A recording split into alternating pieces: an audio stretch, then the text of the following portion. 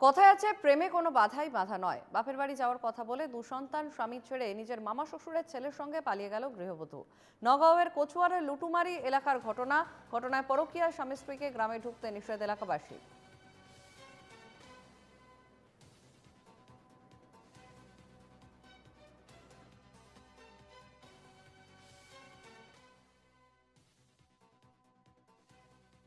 মাক অসুখ বুলি কোৱাত তাই কৈছে যে মই ঘৰৰ পৰা আহোঁ দেউতা কেইদিনমান থাকিম বুলি কৈ তেওঁ মানে পিছত ল'ৰাটো আনিব তাই নাহে। নাহাৰ পাছত থাকক কেইদিনমান। তাৰপৰা মাকে ফোন কৰিছে আমাৰ ল'ৰাটোলৈ যে মইনা নাই, ঘৰলৈ গৈছে নেকি। তাৰপৰা সি ক'লে বৃহস্পতিবাৰ ৰাতি কৈছে অহা নাই আমাৰ ঘৰলৈ। বোলো সঁচাকৈ অহা নিব, সঁচাকৈ অহা গতিকে তদন্তলৈ কি খবৰ খাতি তাত পিছত লাষ্ট টাইম খবৰ খাতি পোৱাত গম পোৱা গৈছে যে মোমায়েকে পিতেকে আমাৰ বোৱাৰীজনী পেহীয়েকৰ বোৱায়েকক লৈ গুচি গ'ল।